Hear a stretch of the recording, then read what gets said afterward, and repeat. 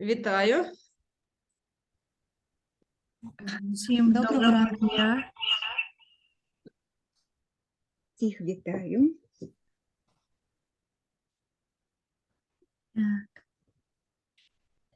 Зараз ще декілька хвилиночок почекаємо, люди з залу очікування приєднуються потрошечку.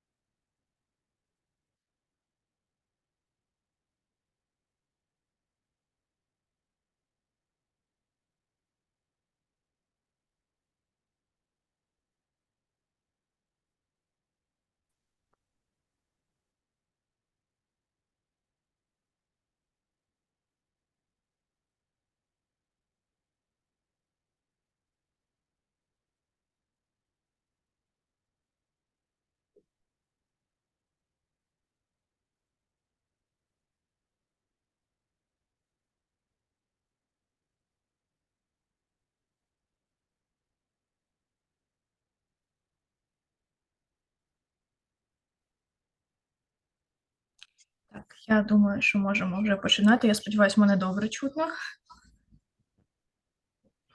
Добре. Так. Дякую. Всім доброго дня. Сьогодні я ховаюся за написом на соціо, але мене звуть Ксенія Кікоті, голова Студентського наукового товариства соціологічного факультету. І я вітаю всіх з початком 21-ї Міжнародної наукової конференції «Соціологія в постсучасності». Наша цьогорічна конференція буде проходити разом з нашими шведськими друзями. Ось, і я би хотіла їх так само привітати. Hello to our international guests. We are glad to see you here. Don't be shy to communicate. We have Victoria, he who is going to help us with translation. Yes, it's me. Hello. I can see that we have already two international guests, and we're waiting for the others to come. So I'll do my best to help everyone with communication. Mm-hmm. Now we will have a greeting part, and Victoria will do a short summary of all the speech for you to understand. Я вітаю всіх з початком конференції. Нам дуже приємно, що ви доєднуєтеся до нашої традиційної конференції. Це 21-ша конференція. Ми вже багато років проводимо її, і це показник того, що наша конференція є актуальною. Дослідники цікавляться різними темами в різних галузях, щороку їх стає все більше і більше. Для наших українських учасників в чаті буде робитися невеличкий переклад того, що будуть казати наші англомовні доповідачі. Тож, будь ласка, звертайте увагу на чат. І я хотіла би передати слово декану соціологічного факультету Олені Сергіївні Мурадян.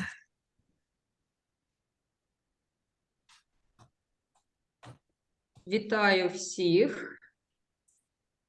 Так, сподіваюсь, мене чутно і мене видно. Вітаю всіх зі стін університету Каразіна.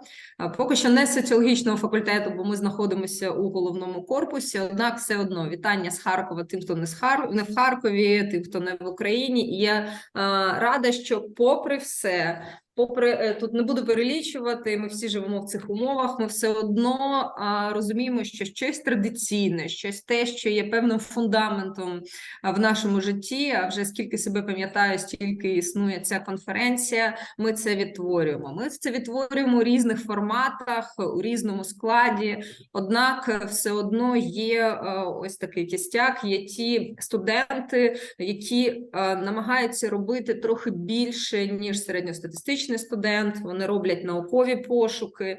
І я рада, що і цього року вже це вдалося. Коли я дивилася на програму конференції, коли я дивилася на склад учасників, я розумію, що спроба досліджувати, спроба вивчати, вона все одно вам притаманна, і це дуже добре. На сьогоднішній день не лише війна змінює і змінила наше життя.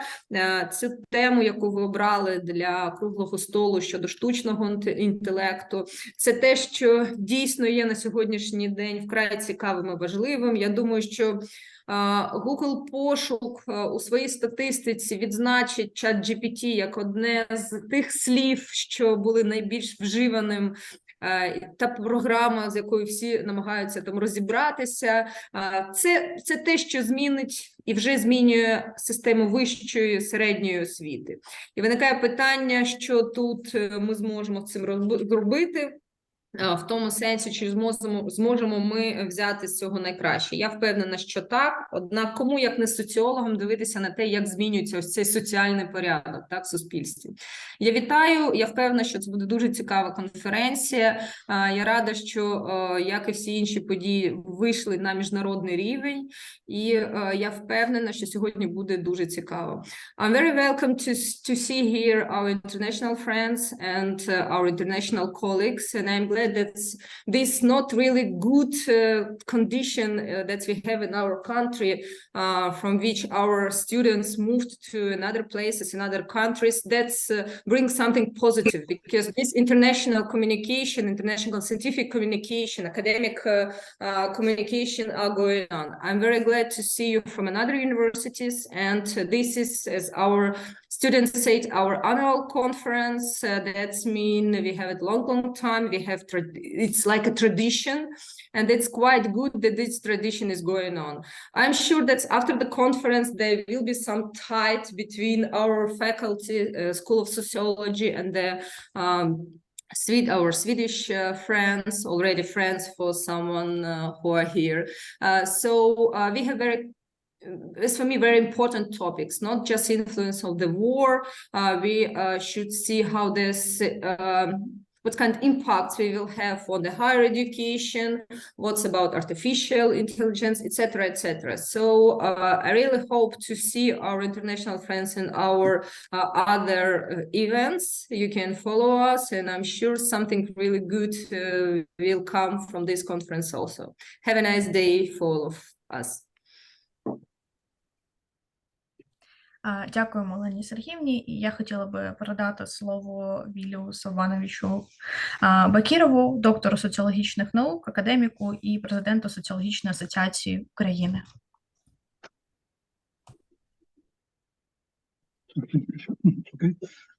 Добрий день всім, доброго ранку. Шановні друзі, дозвольте від імені Соціологічної асоціації України і від себе особисто привітати всіх з початком цієї дуже важливої традиційної конференції і сказати слова сердечної подяки, перш за все, її організаторам, команді Ксенії Кіквуть, які провели фантастичну роботу з підготовки цього заходу, причому за складних, важких умов жорсткої, звірячої війни, яку веде проти нашої країни Російська Федерація. Мені дуже приємно, що конференція забрала не тільки студентів Харківського, Каразінського університету, які представлені в програмі, але й інших вищих навчальних закладів, зокрема харківських, і львівських, київських, черкаських. І мені дуже приємно, що вона вийшла на міжнародний рівень, тому що серед учасників я побачив людей з Німеччини, Швеції, і це надзвичайно приємно.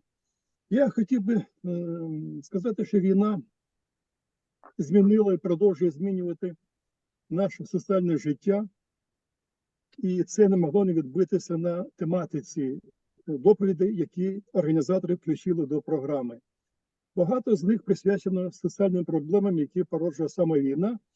І це зрозуміло, тому що ми переживаємо цей найскладніший період нашої історії і шукаємо шляхи розв'язання таких проблем, які раніше ми навіть не могли про них здогадуватися.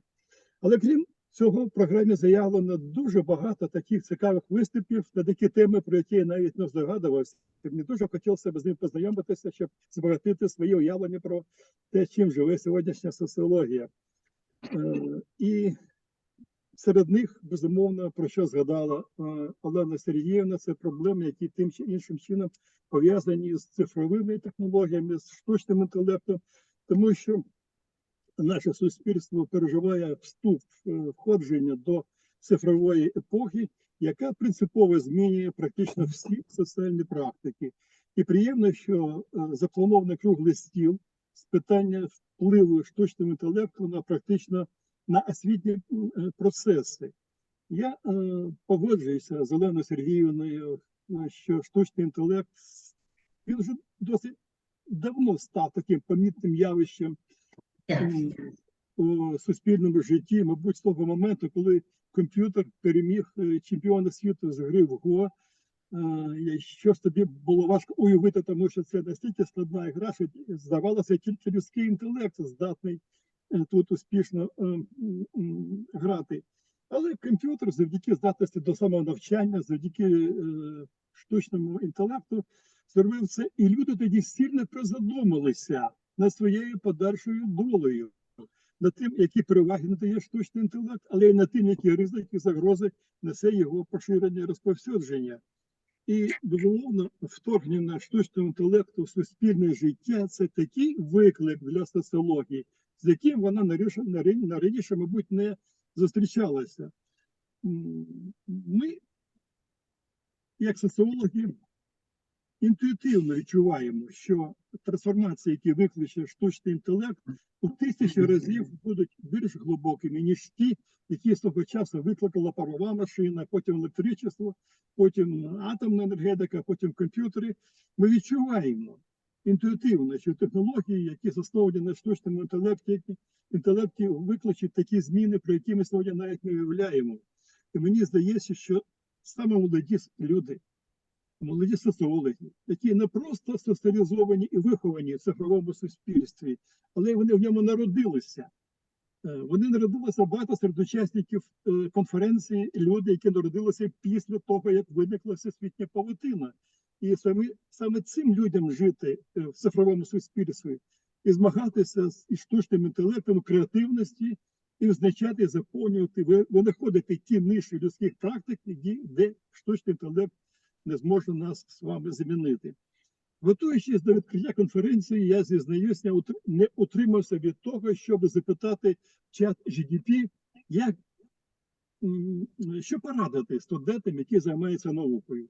Я скажу чесно, він дав низку настільки цікавих порад, що навіть я раджу вам також це питання задати. Але серед цих порад студентам, які сьогодні захоплені наукою і займаються наукою, була така: займатися комунікацією, ділитися своїми результатами досліджень з іншими, активно беріть участь в вебінарах, в зустрічах, в семінарах і в конференціях, які є, безумовно, одним із основних майданчиків наукової комунікації. І тому сьогодні я бачу, не чекаючи парад штучного інтелекту, студенти Харківського університету, факультету соціології підготували чергову конференцію «Соціологія постсучасності», яку я маю честь сьогодні вітати, і від цього серця бажаю всім її учасникам успіху. I support Олена Сергіївна with her wishes of success to this conference, and I am sure that the conference will be very successful. All of us will be enriched by this very serious, very necessary scientific communication. Thank you very much. Дякую всім сердечно, успіхів і задоволення від комунікації. Щиро Let дякую. me add something, yes, from the speech of Bakirov to our international guests. As you can see in the program, that he is, first of all, the president of Sociological Association of Ukraine, and he expressed his happiness about the fact that in this conference we now have not only participants from our university but also from the other universities in Ukraine, in other cities, and also even international guests from Germany, from Sweden. And many of the topics of our students, our participants, are devoted to the problem of war and another, many social problems that are connected with it. But also there are some another interesting topics like digital society and the impact of artificial intelligence on our society, on our life, and the risks that it may have. So it's a great topic for sociologists to study, and he also mentioned that we feel that it all will cause some really massive social changes, so that it's really interesting for us to study it. And also the one interesting thing he said was that before our meeting he asked ChatGPT about to give an advice to students who are into science. What advice can it give to such students? And one of the most interesting answers from ChatGPT was that we need to share the results of our studies and also take part in such conferences and other types of collective work for us to communicate, because this is the most important thing in our current life. So, yeah, thank you. Я би хотіла передати слово Людмилі Георгіївні Сокорянській, докторці соціологічних наук, професорці і віце-президентці Соціологічної асоціації України.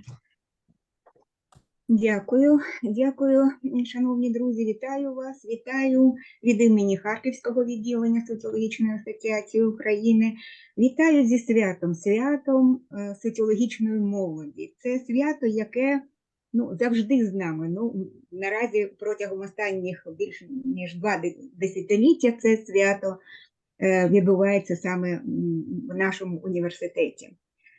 Скажу дуже коротко, хоча це мені не притаманно, але ми це надолужимо на засіданні секції, де я теж буду брати участь.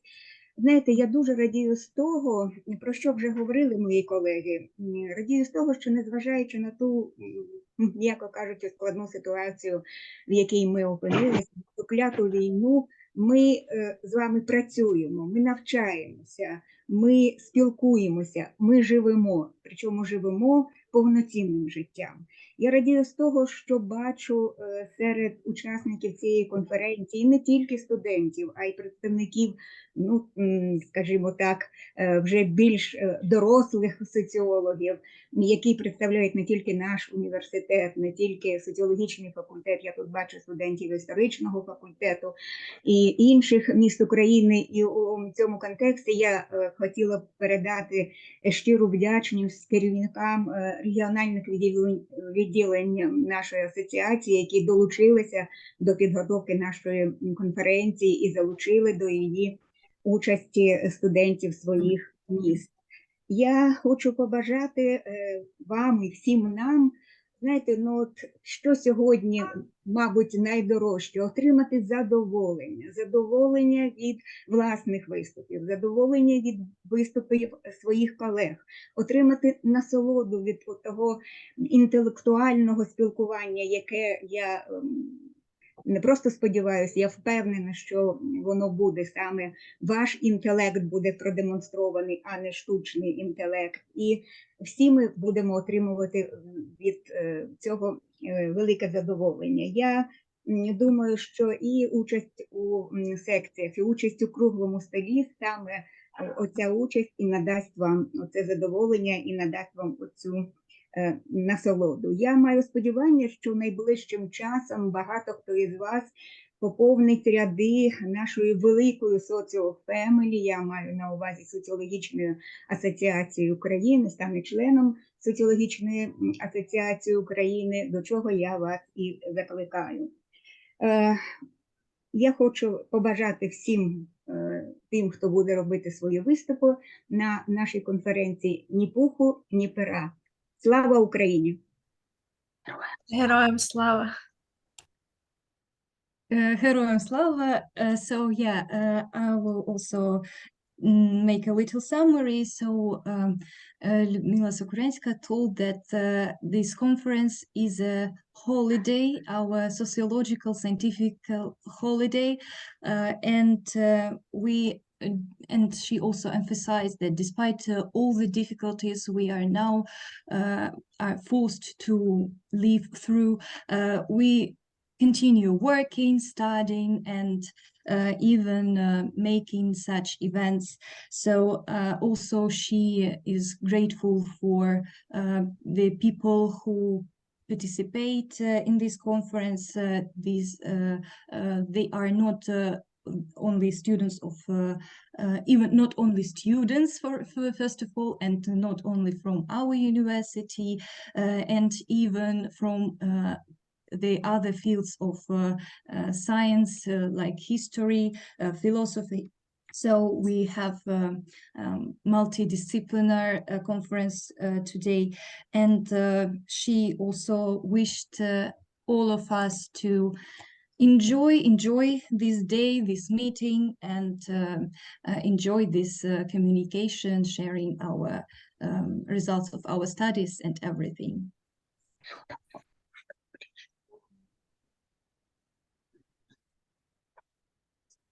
And maybe I need to introduce our Swedish colleague who is going to present his research today, Olav Nygård, lecturer of Linköping University in Sweden. So you are welcome.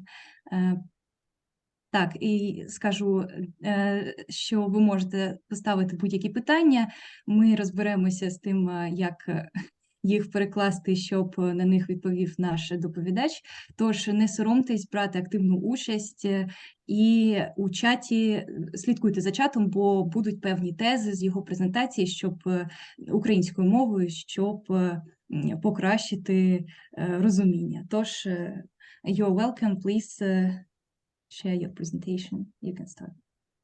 Thank you very much.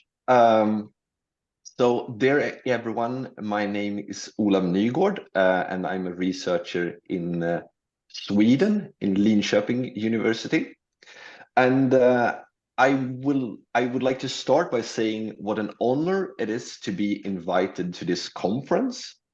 And I hope that everyone is safe and that this horrible war will end soon so that next year we can meet in person instead. But in the meantime, I also hope that we will have a very productive day despite the circumstances. I would also like to thank the organizers and especially Victoria, who is doing a terrific job. So I don't know, but there's these reaction buttons down, so maybe we can give her a digital round of applause.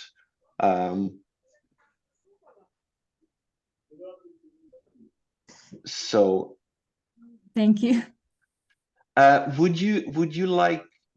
Would you like me to speak a bit and then you translate, or would you like me to have my presentation and then you translate at the end? No, it will be translated in, like you can see, information about you in the chat. So just feel free and cool. Make it.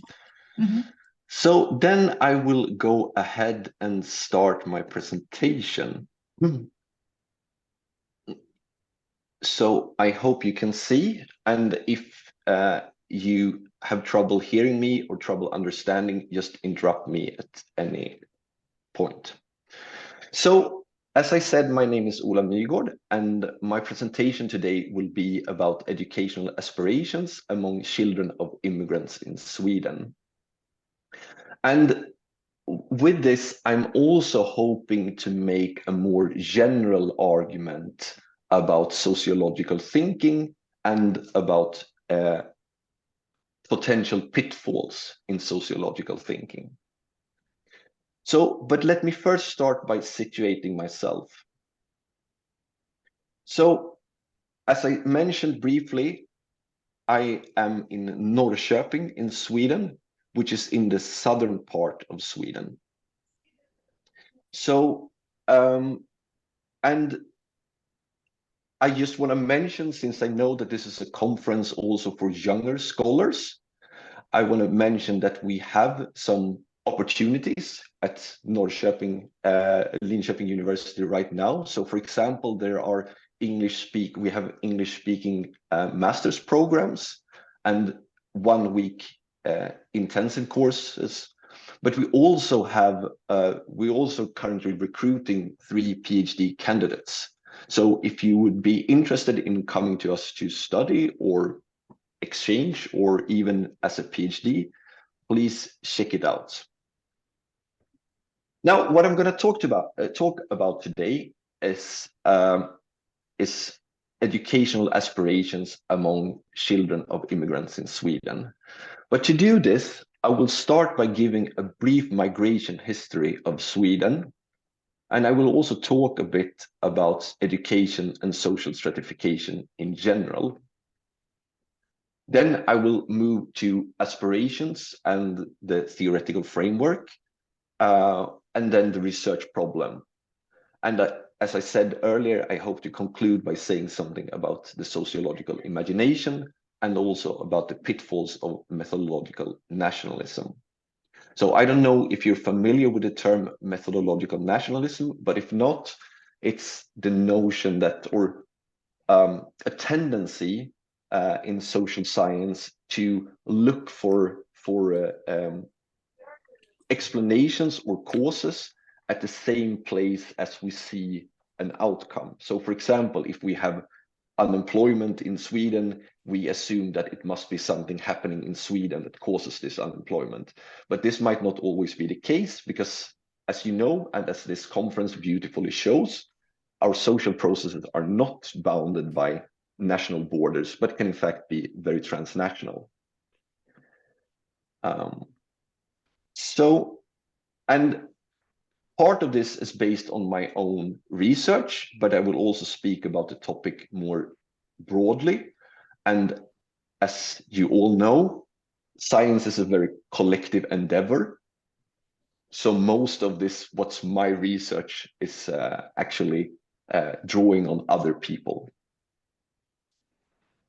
So, but let me start by saying something about migration in Sweden. So in the 1800s, Sweden was a rather backwards and poor country. And with the when transatlantic ocean travels became fairly cheap, we saw a huge wave of emigration.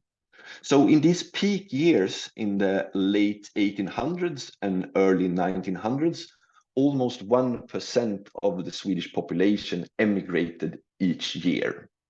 And in the people born in the late 1800s, almost 20%, so 1 in 5, emigrated, mostly to the USA. And this, of course, put a lot of pressure on the Swedish society, but it also meant that there was a shortage of labor power for the booming industries. So after the 2 world wars, where Sweden was famously neutral and thus spared any destruction, there was a huge demand for labor power in Sweden. And so you can see that about the time where the Second World War ended, so in the middle of the 1940s, we instead started seeing a lot of immigration to Sweden. So basically, before 1940, Sweden was an emigration country, but since 1940s, Sweden has been an immigration country. And this has led in the last couple of decades to a large increase in foreign-born population in Sweden. So if we look at Sweden today, almost 20% of the population is born in another country, and about a third of the population has family experience of migration, so at least one parent born in another country. And compared to many other European immigration countries, we also have a very large share of family reunification and refugees, including, as you know, about 50,000 displaced people from Ukraine last year. So with this, what I want to say here is that both we have this experience in Sweden that immigration is a fairly recent social issue, but also that it has become a major societal issue. And with this large immigration, there's also been a surging interest in integration. And the reason for this interest in integration is the fear that Sweden as a society fails to incorporate and integrate its foreign-born population. So this is a chart from a study by Bevelander, and what it shows is on the x-axis it is year since migrating, and on the y-axis you have employment rate, so the proportion of people who are employed. And as you can see here, that even in the sort of most successful refugee groups, there is still a huge gap between the native population and the refugee population, even after 10 or 12 years. And for some groups, as you can see, this gap is very substantial. So this is just to show that there is a real concern here that we as a country fail to integrate people properly. And this brings me to the topic of education, because when we have this situation that many immigrant groups do not reach parity with the non-immigrants on economic outcomes, it raises the question of what will happen to their children. And thus we come to education. And as you probably know, as social scientists, education and integration have a long history of being connected. So at least since Durkheim, there has been this notion that education fosters social cohesion, so that it creates social integration. Basically, you meet other people, you learn the norms of society, and you become socialized into this society. But from a social stratification angle, education is also a key determinant of labor market outcomes and therefore of economic integration. Because as you probably know, social stratification posits that your class of origin, so basically what your parents do, influences your success in education, which in turn influences your success in the labor market. So education and integration should be tightly connected, both theoretically and in practice. But as we can see, in Sweden, there is also a notion that this promise of education is failing. So education isn't providing the integration that we hope it would. And we can see this in many ways, but we can see it, for example, here in the grade, the average grade points of different student groups. So what this shows is it's boys and girls, the gray and purple bars, And then you have the first set here is people born in Sweden with Sweden-born parents. Then you have people born in Sweden with parents who are foreign-born, immigrants who arrived before school start, and immigrants who arrived after school start. So, and as you can see here, there is this gap between the average educational performance of people who are Sweden-born with Swedish-born parents and people who are born in Sweden but with immigrant parents. And an even larger gap, of course, for people who arrive later during education. So this brought me, or this issue with education, it has of course many roots. There are many causes for why education isn't very successful. But one thing that it has created is an idea that, or an association in the public mind between children of immigrants and educational failure. And sometimes this is translated into an idea that immigrants have a lack of ambition or a lack of educational aspirations. Basically, they don't try hard enough, and that's why there is this gap that we can see. So, and this is where educational aspirations comes in, because educational aspirations can be seen as the hopes and motivations related to education, but also the confidence in one's own ability. And the reason for that is simply that to want something or to aspire to something, we must both know that it exists and that it's valuable, but we must also believe that it's somehow within our capacity to attain it, because otherwise it's just a waste of energy and effort to try. And this is why aspirations is, I would say, a very key component of sociological studies, because if aspirations depend on your knowledge and how you value different things, but also in the possibilities you see, these things are socially or culturally created, so that different people, depending on the information they have and the people surrounding them and what values they purport, will have different aspirations. And theoretically, we can understand this through careership theory as aspirations expressing beliefs and preferences within horizons for action. So basically, the possibilities that we see can be understood as sort of a horizon for action. How far our actions can take us, right?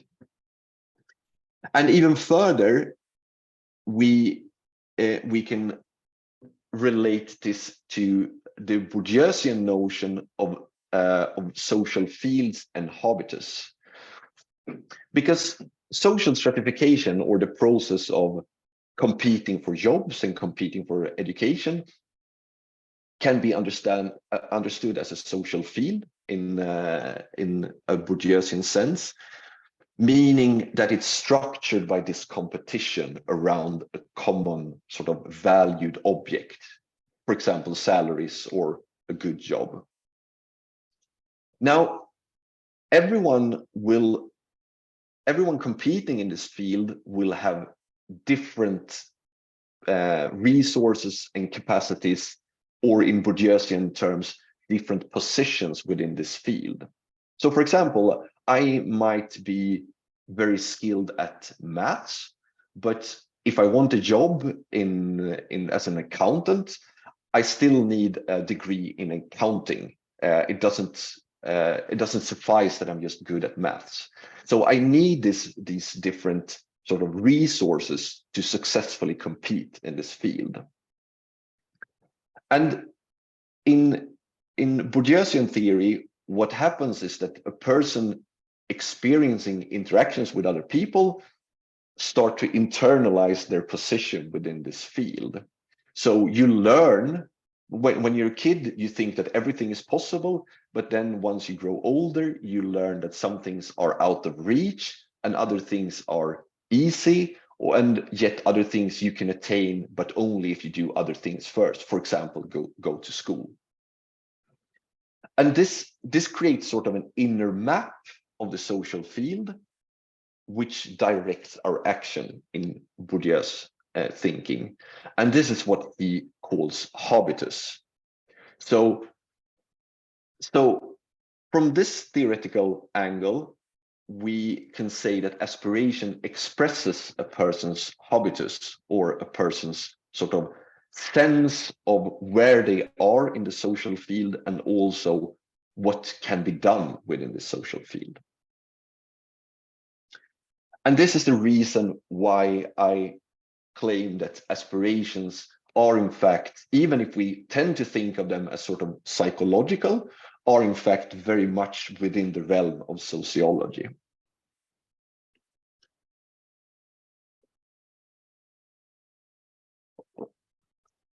Now, aspirations enter into the social stratification process because if aspirations direct our actions, they of course direct our choices.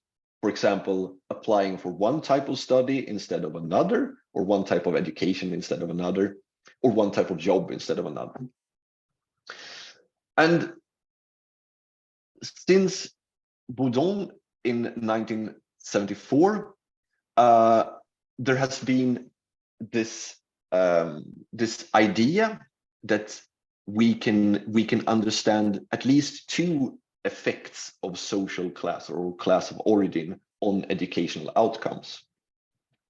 So Boudon observed that kids from working class backgrounds tended to have lower grades. And this is what he called a primary effect of class of origin on education.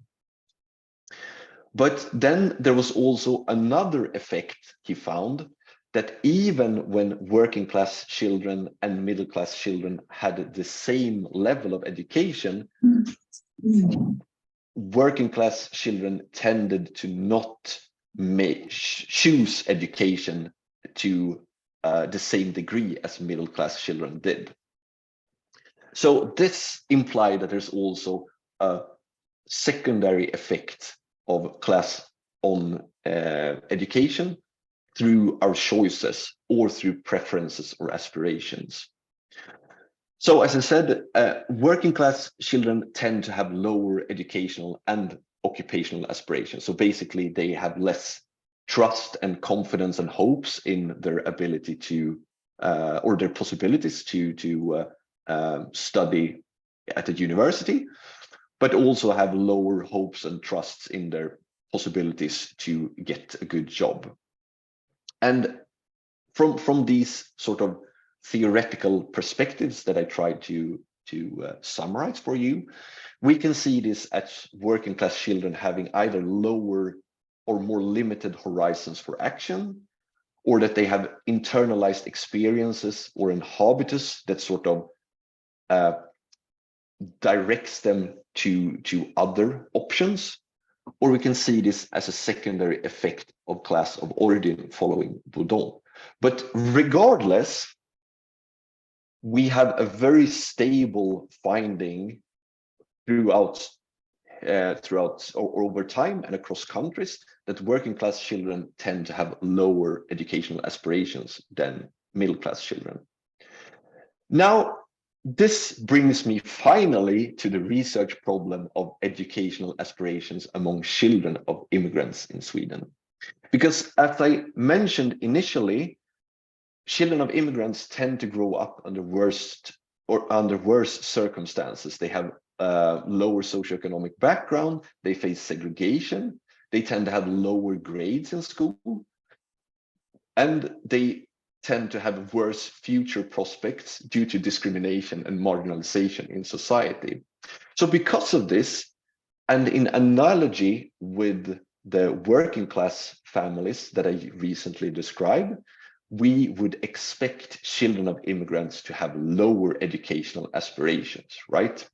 Because in many ways, they are or live as part of a lower working class with in poorer neighborhoods and with more child poverty and so on.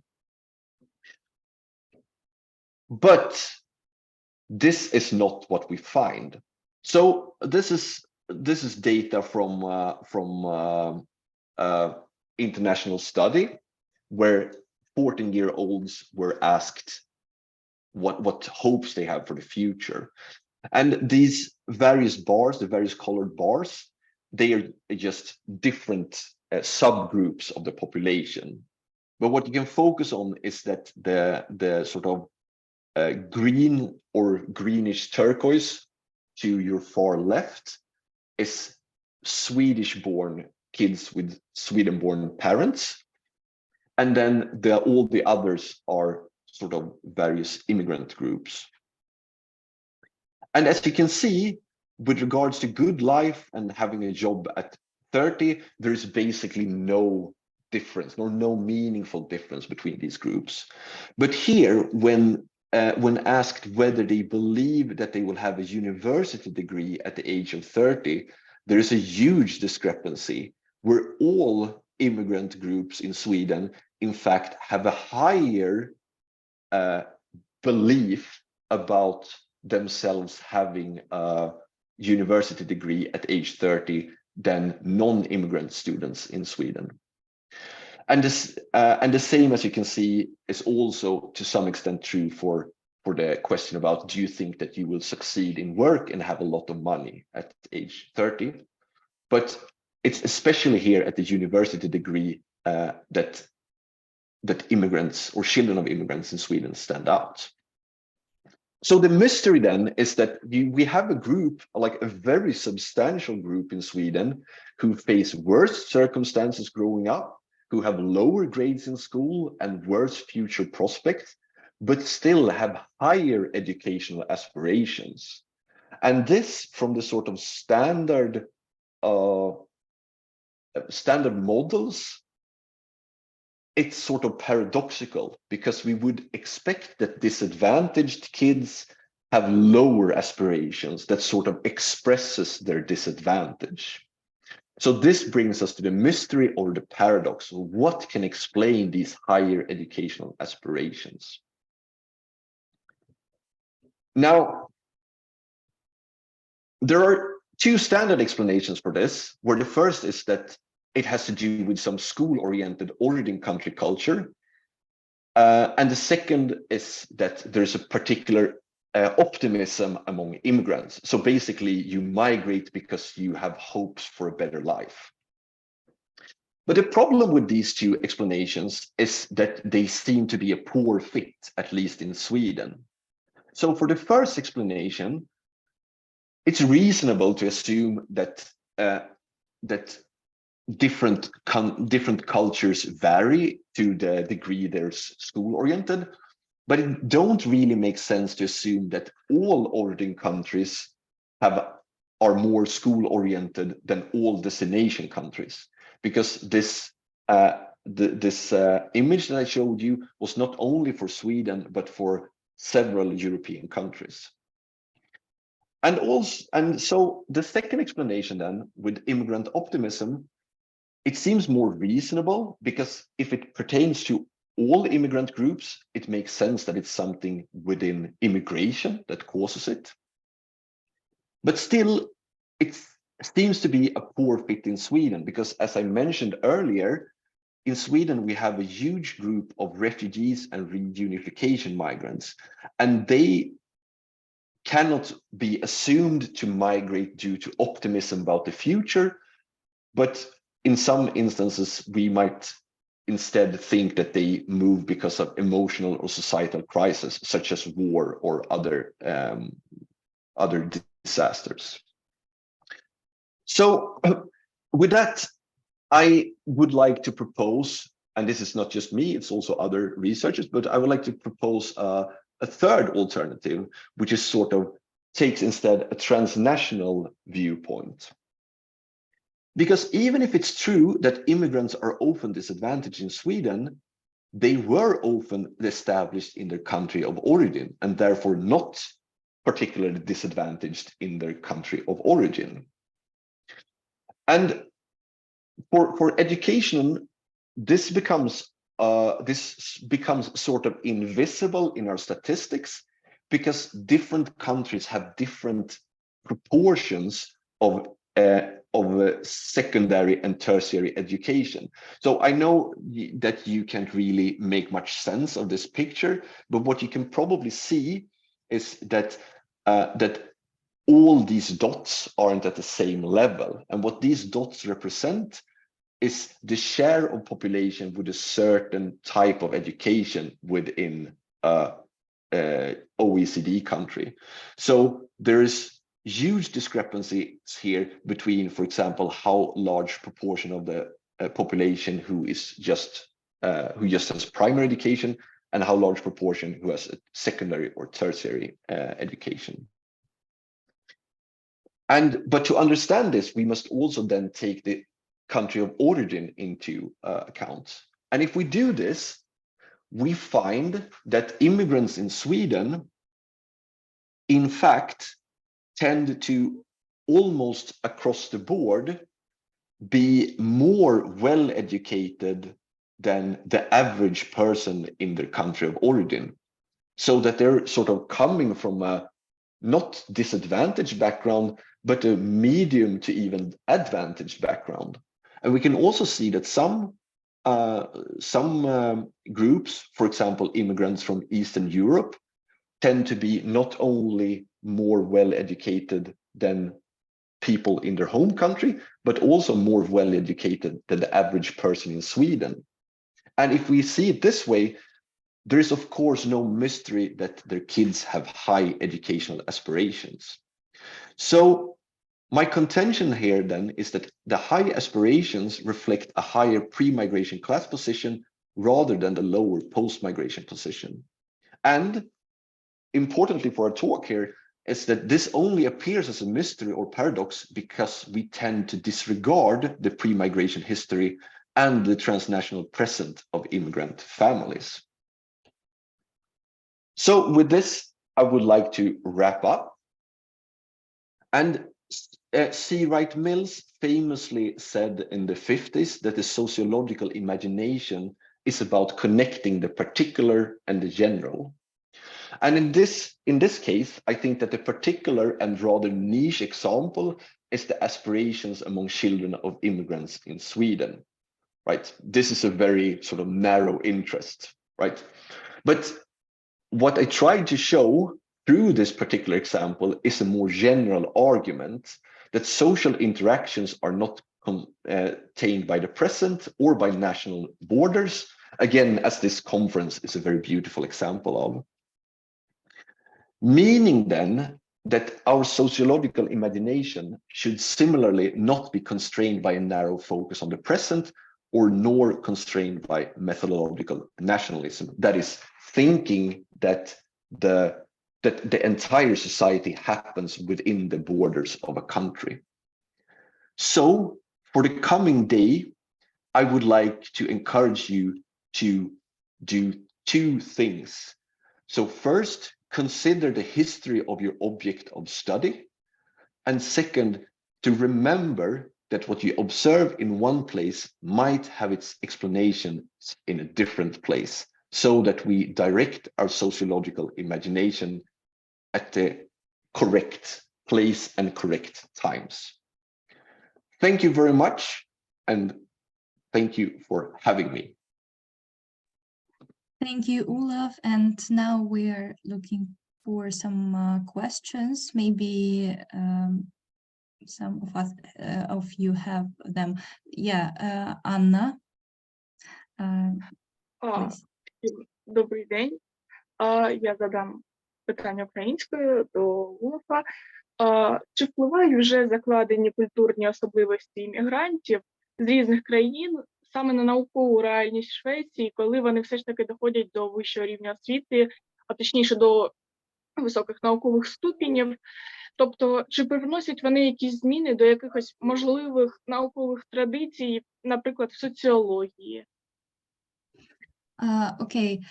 The question was like, does the social cultural background of immigrants in Sweden have an impact to their future scientific work, like their when they are getting higher education and then are like busy in science? So thank you for this question. This has an impact on Yeah, thank you for this question. So what we tend to see is that there is also a similar effect on sort of educational choice, like what type of field people choose to engage with. So in that sense, there's also like a generalized immigrant effect on like a preference for certain more academic tracks, and also in higher education, certain more sort of academic fields in higher education. What I will say though is that the immigrant population in Sweden is still rather, either they are rather old or they are rather young, so that we have, and by that I mean that as you saw in the first image, there has been a huge influx of immigrants over the last 20-30 years. So we don't really know too much about what will happen in the long run with these immigrants when they encounter higher education and after that, because the data we have concerns earlier cohorts of immigrants who were mostly from sort of Southern Europe or Finland.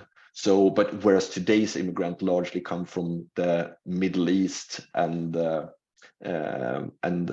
Asia. So, and of course the former Yugoslav Republic. So there seemed to be an effect of social and cultural background, but we have to wait and see a bit exactly how it plays out. Thank you. Так, впливає певною мірою на вибір майбутньої професії, тобто на вибір самої спеціальності навчання і на роботу. Але міграційний процес у Швеції є досить відносно новим, тому ще не можна говорити про певні тенденції, впевнено або щось таке. Треба почекати і потім подивитися, чи справдиться ця гіпотеза щодо саме наукової роботи чи ні. Дякую за відповідь.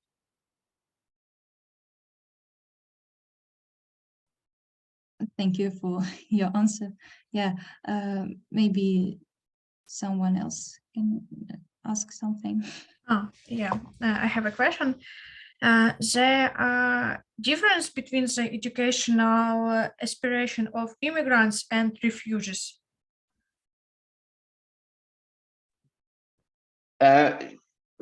That's a very good question.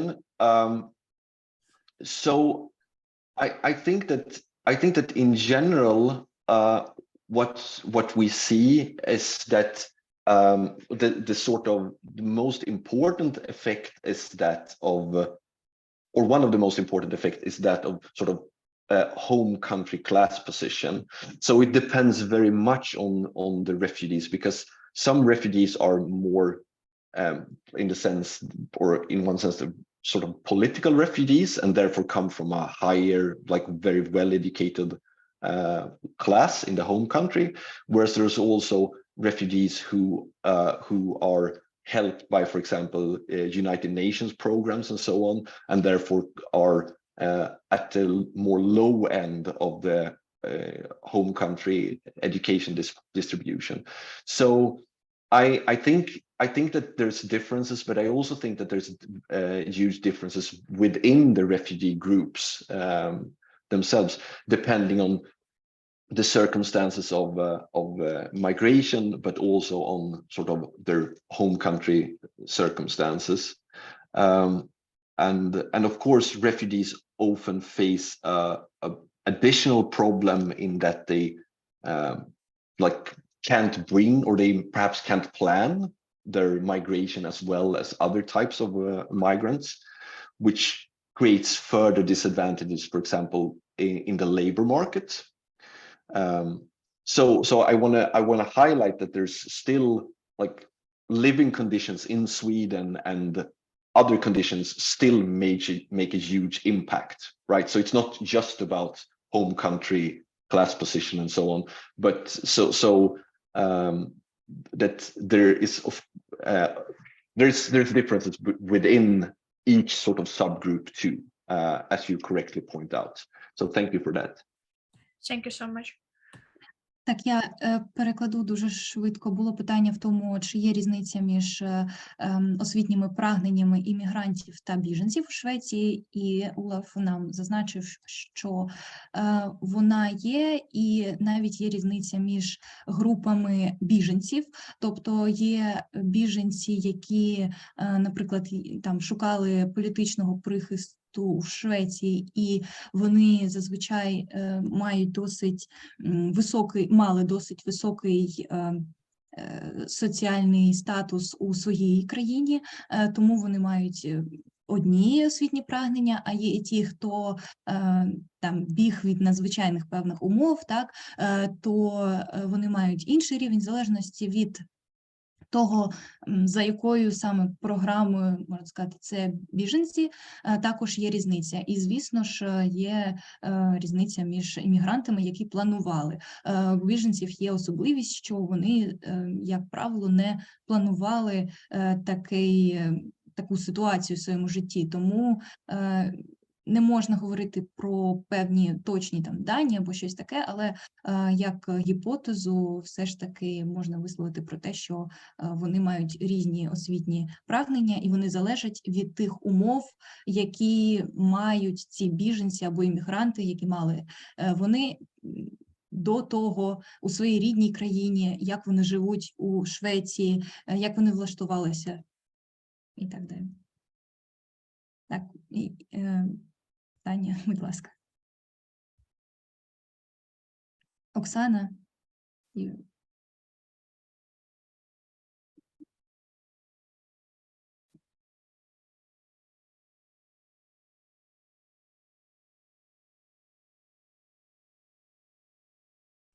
Чи є ще запитання до нашого спікера? Будь ласка, якщо є, говоріть.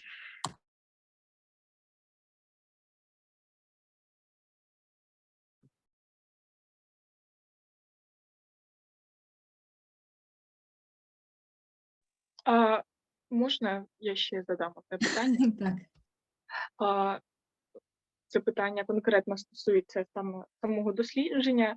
Чи наскільки складно було його провести в умовах того, що достатньо, мені здається, достатньо багато біженців з України може бути, і також, мені здається, на шведській землі також багато іммігрантів. Наскільки складно було провести саме це дослідження? Okay, the question is about the difficulties of conducting such a research, if you have had them or not, and to what extent? Thank you. So the research that I have done has been quantitative, meaning that it's based on surveys or registry data. Now, in Sweden, we have very good registry data, and also there are, as I showed earlier, there are these large surveys that are very interested and collect data youth in education. So that in one way it's very simple because there's a lot of data available that you can just use or you can just apply for and then use. Now the problem here would be that this data, since it's already there, it's presented in a certain way. And what I tried to say here about sort of the methodological nationalism is that it's presented in a way that, like, compared to Sweden, someone has this or this level of education. So the trick then is to how to make this sort of pre-made data into something that can allow for transnational comparisons. And there I sort of fell back on how other people have done it before. So for example, Engsel or Mathieu Ichou. But I would say that that's the difficult part. And I think that that's the difficult part with all quantitative research, that you're sort of confined to the way you have collected the data. And to say something interesting, you must often try to do something new with this data to overcome its limitations. Thank you. Так, досить просто було проводити таке дослідження. Ну, по-перше, воно ще не стосується українців, а по-друге, у Швеції є досить розвинута і доступна база даних, так, певні дані для таких досліджень, вони є у відкритому доступі, і тож не було дуже складно їх дістати. Складніше, як зазначив Olav, було саме зробити щось, сказати щось нове, якось використати ці дані таким чином, щоб це було дійсно щось корисне і нове для соціологічної науки. Дякую за відповідь. Thank you for the answer. Thank you very much for joining our conference. We wish you new scientific discoveries.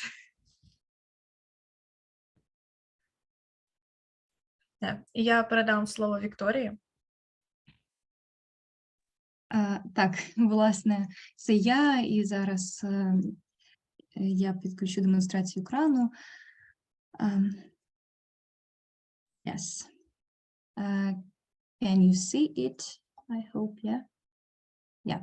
So first of all, I'm going to introduce myself briefly for those people who don't know me.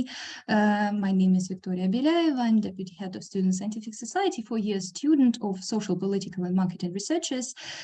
You can see my academic interests, but now I'm going to talk about conspiracy theories, which isn't among my main academic interests. And this topic was inspired by my December trip to Berlin, which I was lucky enough to win in a competition by writing an essay. And Ukrainians aged 18 to 35 could participate. There were 2 people from Kharkiv who won, both from our faculty, and it was me and Tatiana Yurchik, who is studying now on the 5th grade. And 5th year student, and it was like a complete coincidence, but we were happy about it. And this educational trip was dedicated to conspiracy theories. We listened to lectures like political scientists, sociologists, we met journalists, attended workshops and some other things. So you can see some kind of memories on my slides. And by the way, I would advise everyone to visit Jewish museum in Berlin because it's one of the most unusual and interesting museums I've ever visited. So inspired by this trip, I'd like to share with you what I learned there and some things that I could study a bit. So conspiracy theories, essence, origins, and relevance. Let's talk about what conspiracy theories are. Conspiracy theories are explanations for significant events or phenomena that suggest that a group of people or organizations are secretly working together to carry out a hidden agenda, a secret plan. And there are three main assumptions of conspiracy theories. The first one is that they assume that nothing happens by chance, that is, everything was planned. Second thing is that nothing is as it seems. In other words, you always need to look deeper because the most important things happen in secret. And the last one is that everything is interconnected. So there are connections between people, institutions, and events that you would never think of, and that only make sense if you assume a vast conspiracy. It is also important to distinguish between conspiracy theories and fakes. These concepts are often mixed up, especially in the media.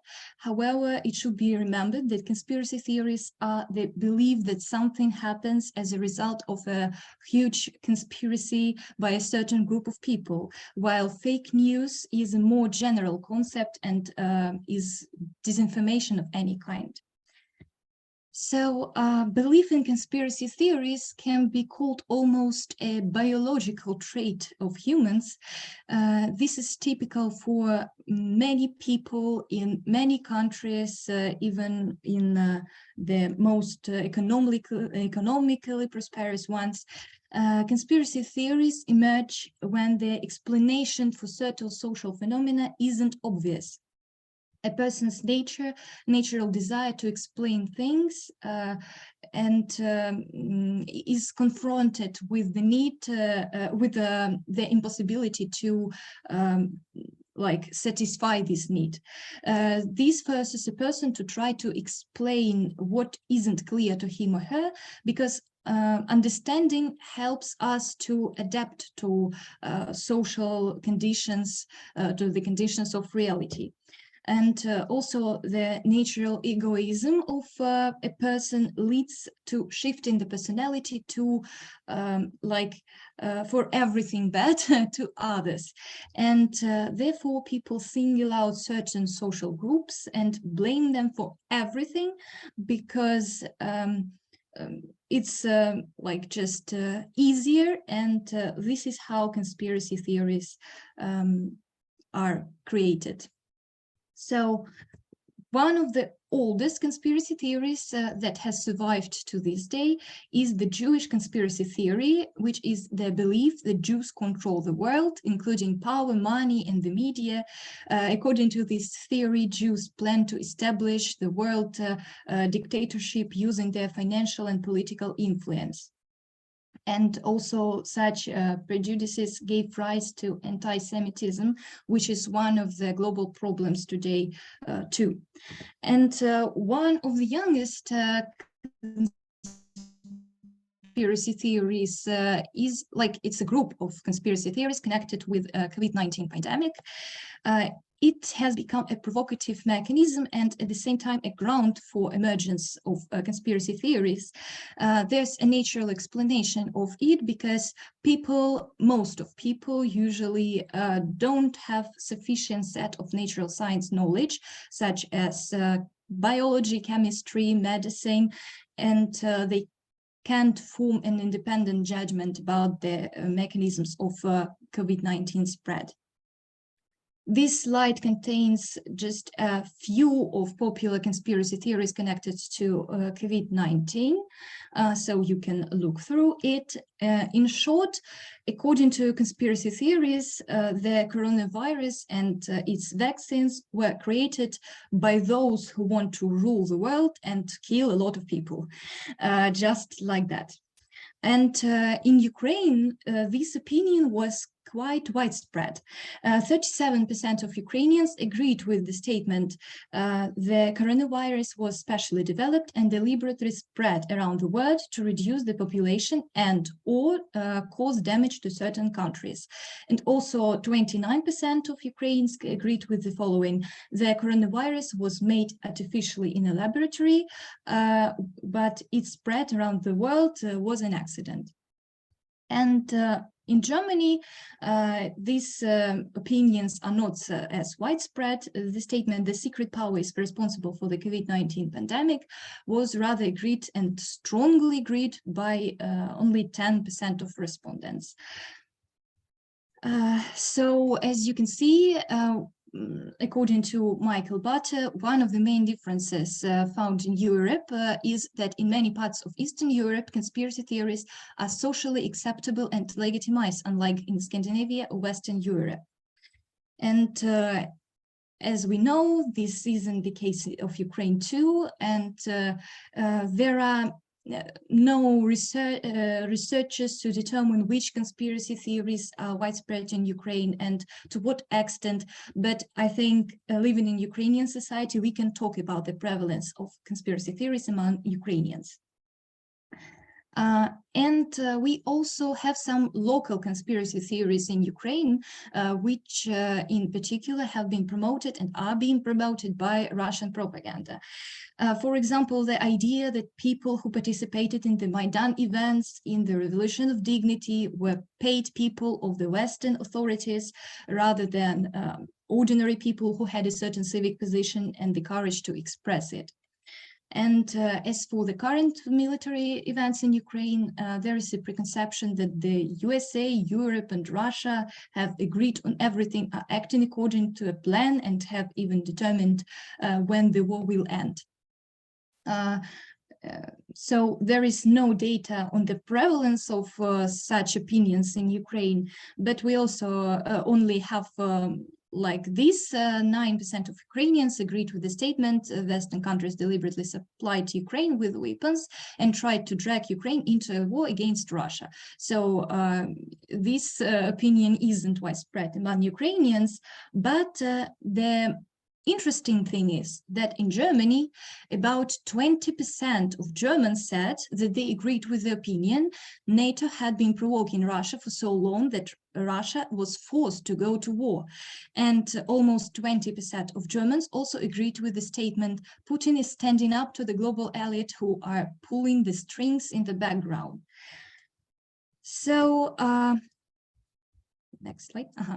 Is a society without conspiracy possible?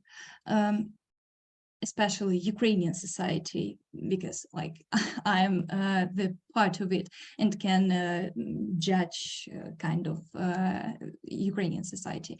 Conspiracy theories are one of the products of public consciousness, and it is hardly possible to get rid of them completely. Conspiracy theories are opposed to science, which can explain phenomena based on objective facts. Therefore, promoting science in society could reduce the level of belief in conspiracy theories. But the problem is that people are more likely to turn to their own experience and experience of their closest environment to explain certain phenomena than to scientific evidence.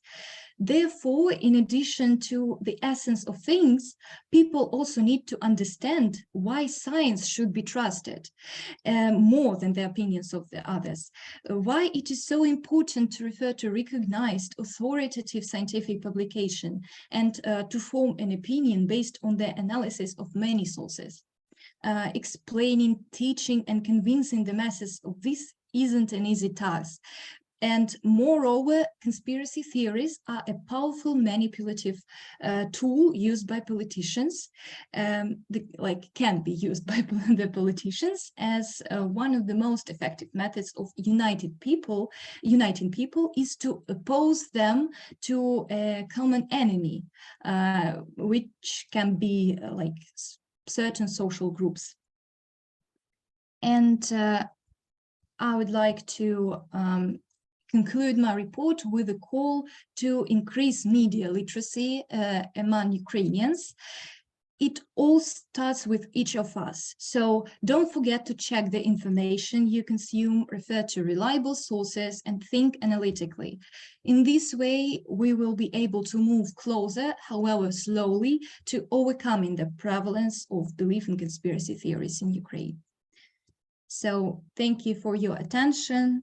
And we don't have much time for the questions, but anyway, I'm open to hearing from you.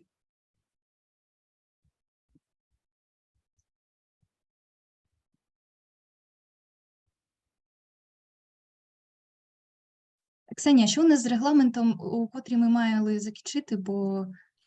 Ми вже мали закінчити, вже мала початися перерва, бо початок роботи секції об 11:30. Давайте тоді ми підемо на перерву, бо питання мені, я думаю, ви можете задати в будь-який момент цього життя і не будемо затримувати, можливо, аудиторію. Так, якщо комусь треба підготуватися. Я думаю, що ви зможете задати питання Вікторії в телеграм-каналі, під постами можете писати, задавати питання, вона з радістю на них відповість. Так, ми зараз йдемо на невеличку перерву і чекаємо вас всіх на ваших секціях об 11:30. Бажаємо всім успіхів і насолоджуватися своїми виступами сьогодні. Ще раз дуже дякуємо Олафу за те, що завітав на нашу конференцію. Ось. Yes, and also we will have a round table at Swedish time is 1 p.m. So you can come also and join us because we will have also like a speaker who has English subtitles in his presentation. So he's a very interesting person. So I highly recommend you to visit our roundtable and join the discussion. And so, yeah, I'm responsible for the translation and hope it will be great.